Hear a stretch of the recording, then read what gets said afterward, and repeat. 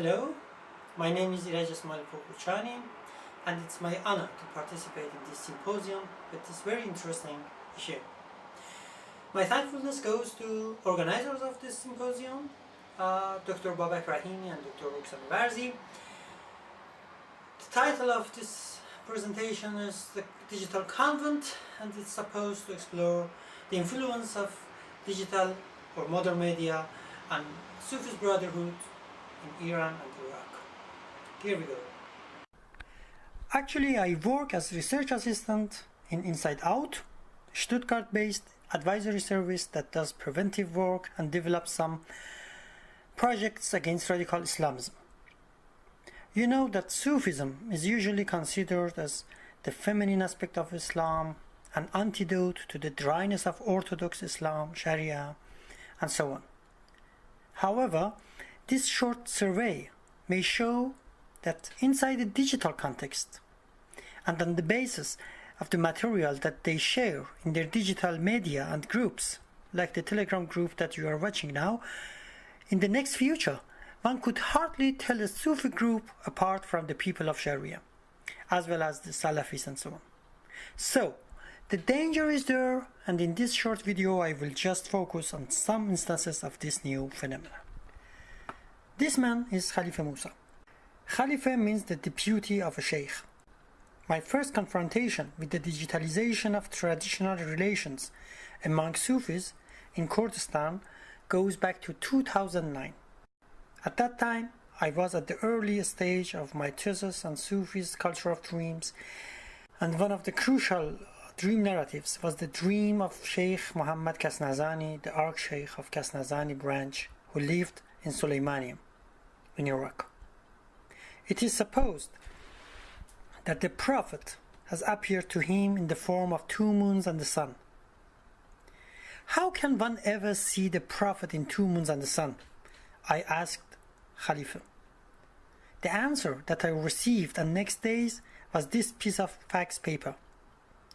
Perhaps it was the most modern way for communicating a dream in the profound history of Islamic dreams. Now, and through this graphical visualization of his dream of the Prophet, we are able to see that Muhammad has appeared to him very literally, that is, in the form of his name, Muhammad, with letters that were mainly made of two moons and one sun. That's a kind of concrete poetry. This is exactly what we can find just among the Sufis. So far, so good. At that time, 2009, using the digital tool and media was really rare. However, this digitalization of relations is growing exponentially, with some hidden aspects that was not noticeable from the beginning. One of the most interesting effects is the construction of Telegram groups for the members of the convents or khanaqahs.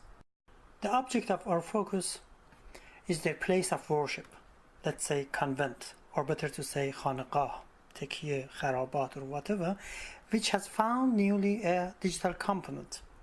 But before going to the details of this digital component or space, I have to explain the traditional spatial order of both mosques and khanaqahs as two insurmountable places that traditionally live together in every neighborhood of Persian cities, with such an architecture that reflects perfectly the symbolic order working behind each of these institutions. Let me start with the khanaqah.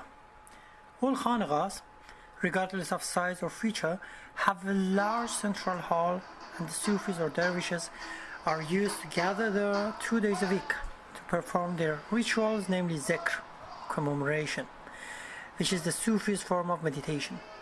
In contrast to khanaqah, a mosque is a place in which all Muslims do their daily prayers.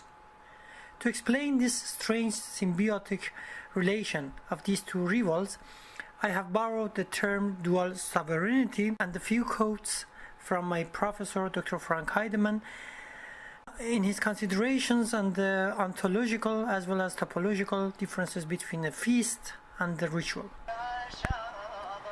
In contrast to the array lines of daily prayer in a mosque, the ritual of the Sufis has a circular format, holding the Sheikh at its center as the remainder of Muhammad, the Prophet, in our time.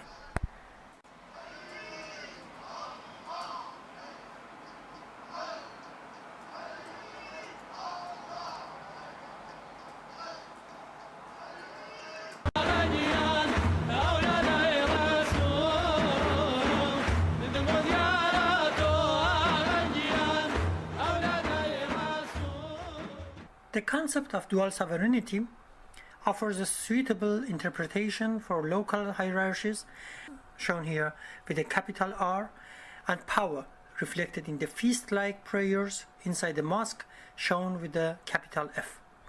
This primal relation between status and power is comparable to the relation between the king and the queen in a chess play.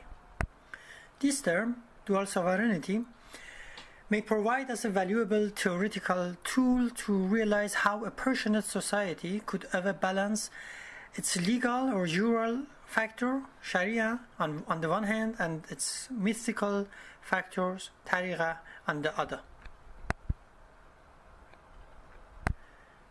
As you see, there are two parallel and different symbolic orders that rule in the Khanaqah and the mosque. One can grossly consider a mosque as a place-oriented space, as every mosque is oriented toward Mecca, and accordingly, a Khanaqah as a time-oriented space, as every Sufi is oriented toward the Sheikh or Sheikh's deputy as the residue of the Prophet in their time. However, inside the digital space, these differences could not continue to exist, as digital technology is not neutral and has its own symbolic order that shadows over the symbolic order of the mentioned institutions. Nowadays, most of the regular members of a mosque or a convent, Khanaqah, are also members of a Telegram group, mostly using an Islamic calligraphy or motto for their profile pictures. And of course, each of these Telegram groups has an admin who is policing the activities of these members. This situation makes the Khalifa, who is now also the admin of a Telegram group, insecure of his position, which in the physical space was communicated through a lot of concrete means, including the body language of the followers. For example, there is a big contrast between the way that a sheikh sits and his khalifas, and in the same way between a khalifa and the normal pupil, this here or this woman here. Digital space is blind to these differences and subtleties, and develops its own civility and order of subtleties.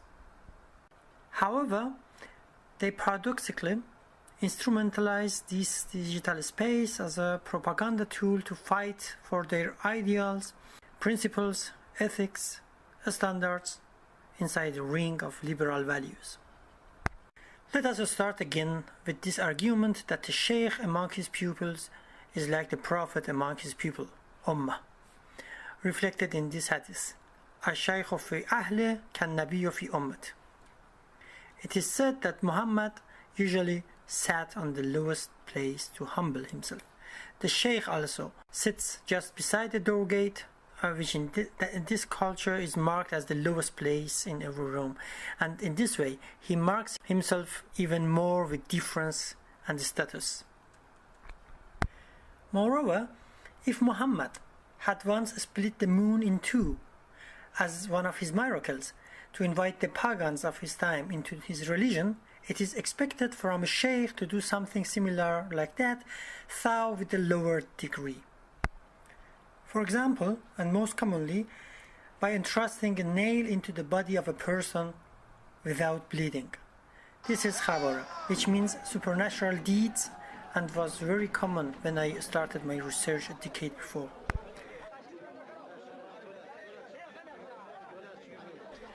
I chose here a very mild footage, as some people could not bear other horrifying scenes of Khawaraq. Khawaraq is mostly a part of a bigger action of propaganda known as irshad, or guidance. They do Khawaraq to make the people believe and put faith in their tariq or way to Allah. The dervishes dance and do Khawaraq in their repetitive out-of-convent occasions and propagandas.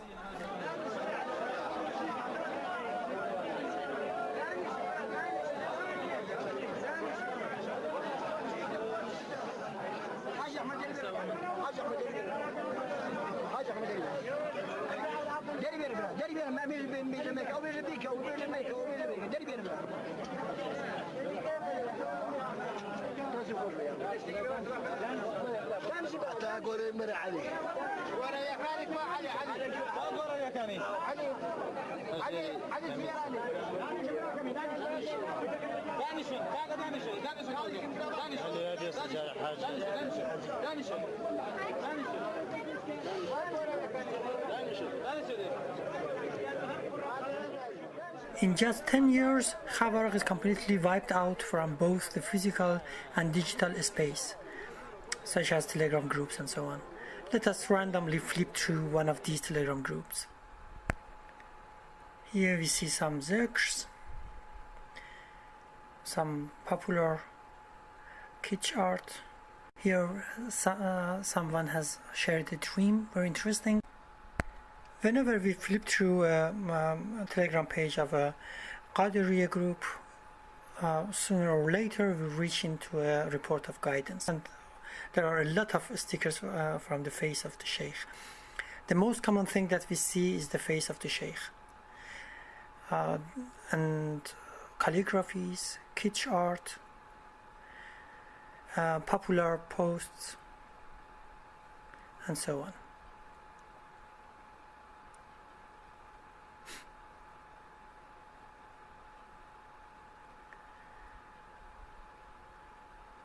And I'm looking for a guidance report.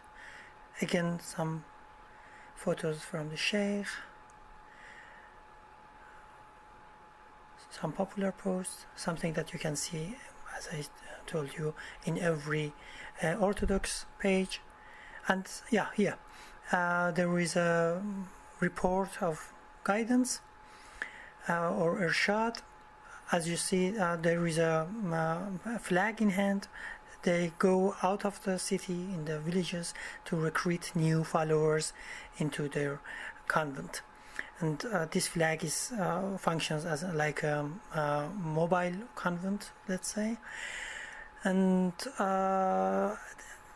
every guidance should end into this point: repentance, a kind of handshaking, bay'at, which means becoming Muslims, and at the end they go back to the convent in the city.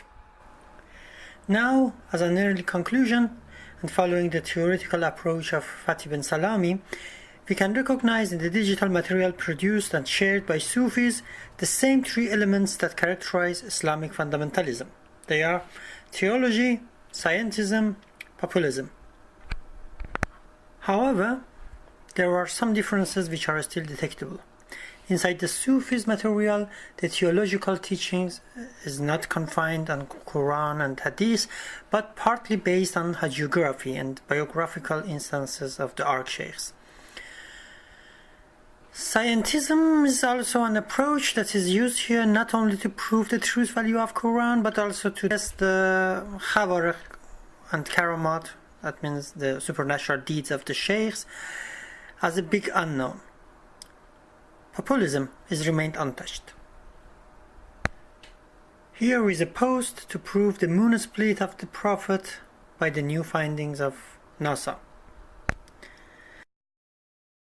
دکتر زنجال در یکی از دانشگاه‌های انگلیس وی در خصوص معجزه شق القمر در صدر اسلام به دست پیامبر به عنوان یکی از معجزات پیامبر که توسط ناسا به اثبات رسیده است صحبت می‌کند. دانشمند امریکایی لب به سخن گشوده و میگوید که در آن سفر هدف ما مطالعه ترکیب داخلی ماه بوده که بدانیم چه تشابهاتی با زمین دارد و هنگامی که این اطلاعات را به زمین شناسان منتقل کردیم مایه شگفتی آنها شده و گفتند چنین چیزی امکان ندارد مگر آنکه ماه در مرحله از حیات خود به دو نیم تقسیم شده و سپس دوباره جمع شده باشد و به شکل اول بازگشت.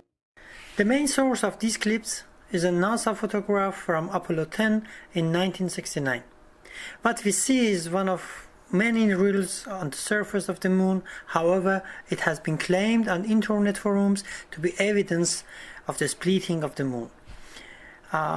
In internet especially, the sites related to the Orthodox Islam is full of similar videos and clips that try to win back the faith of Muslims on base of scientific findings. Just Google NASA and moon split and you are in it. There would be a lot of material to come.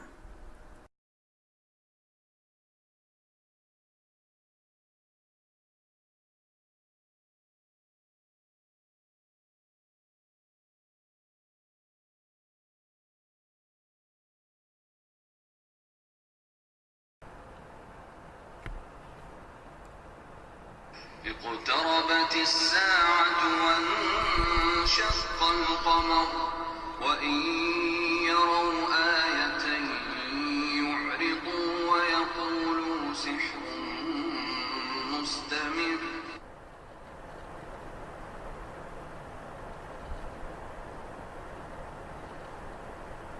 A newly published study using images from NASA's Lunar Reconnaissance Orbiter revealed tantalizing hints that the moon has slightly shrunk in the recent geologic past, and in fact... Here is another interesting post. In this post, the Western rap music and also modern science are used in service of the propaganda which is shared both in Salafist and Sufist digital space.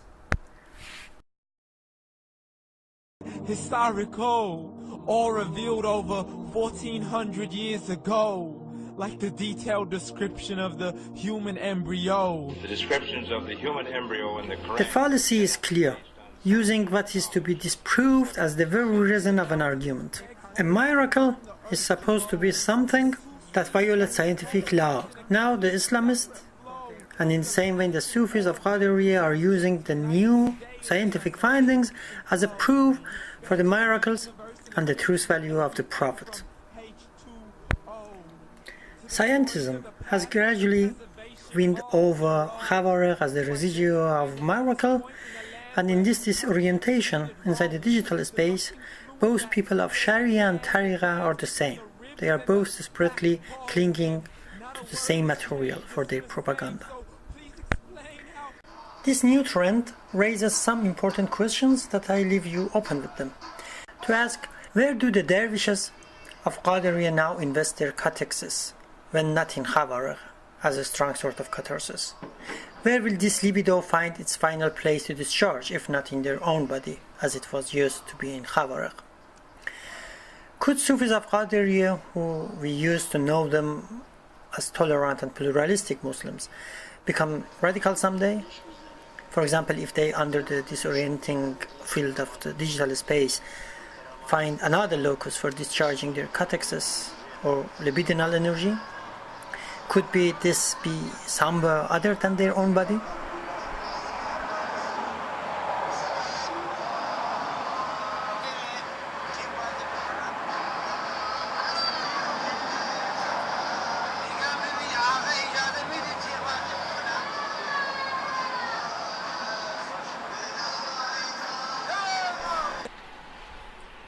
That was of me.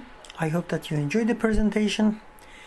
I'm eager to hear from your critics, information, questions, feedbacks. Till again.